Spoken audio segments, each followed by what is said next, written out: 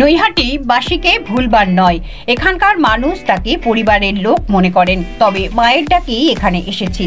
আজ নৈহাটির বড় মাকে পুজো দিয়ে এমনটাই বললেন ব্যারাকপুর লোকসভার প্রাক্তন সাংসদ দীনেশ ত্রিবেদী। 2 বছর তিনি রাজনীতির ময়দান থেকে নিজেকে গুটিয়ে রেখেছিলেন, কিন্তু নৈহাটির বড় মার মন্দিরে দীনেশ ত্রিবেদী পুজো দিতে আসা ঘিরে ফের গুঞ্জন শুরু হয়ে গিয়েছে গোটা ব্যারাকপুর জুড়ে। ব্যারাকপুর কেন্দ্রের সম্ভাব্য বিজেপি প্রার্থী তাহলে কি দীনেশ ত্রিবেদী? তা নিয়েই জোর চর্চা শুরু হয়েছে রাজনৈতিক মহলে। যদিও মায়ের মন্দিরে রাজনীতির কথা বলতে নারাজ ছিলেন ব্যারাকপুরের প্রাক্তন সাংসদ। আরও বিস্তারিত জানতে চোখ রাখুন আমার বাংলার পর্দায়।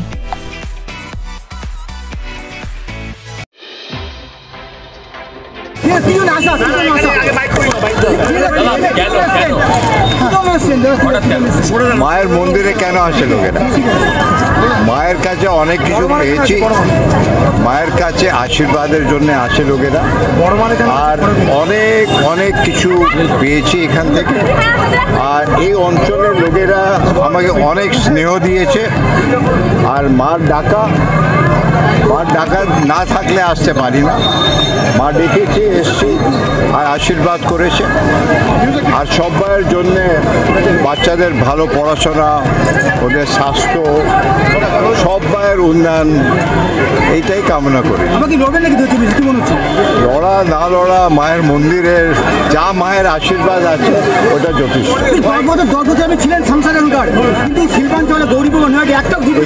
এখানটা পলিটিক্সের কথা তো বলা নাই।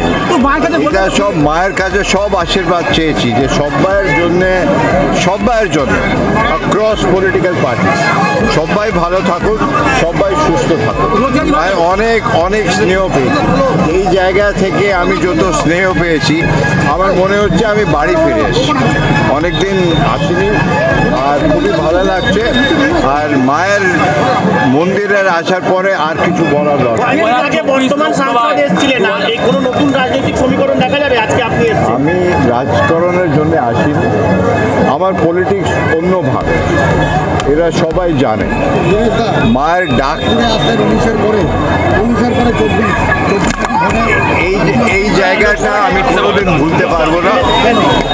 কেন কি লোকেদের এত স্নেহ আর সব জায়গায় এত রেসপেক্ট আমি পেয়েছি। সব বাড়ির লোকেরা ভাবে আমি ওদের বাড়ির লোক, আমিও তাই ভাবি। প্রত্যেক বাড়ির আমার বাড়ি। আর এখানটা কোনো পলিটিক্যাল পার্টির কথাই নাই।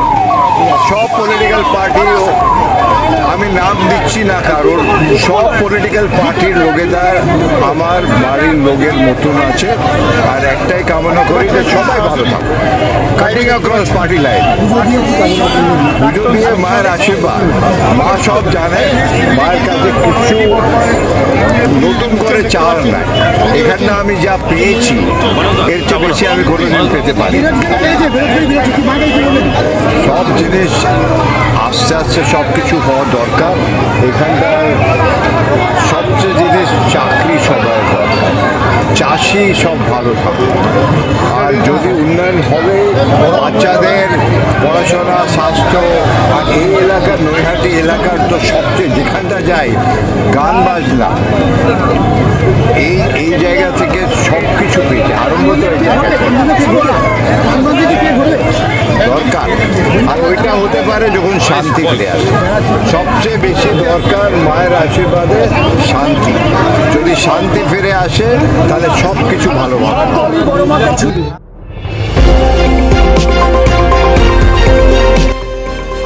আমার বাংলা, সঙ্গে থাকুন, সঙ্গে রাখুন আমার বাংলা।